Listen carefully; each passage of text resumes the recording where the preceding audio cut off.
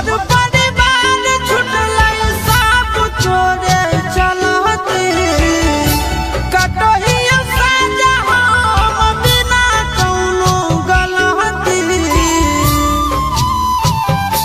कुछ नहीं सुझोगे दुख बड़ी होगे अखिया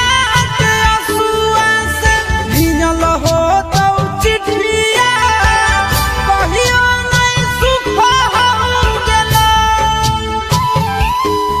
हगे पागल घोषित कैला तो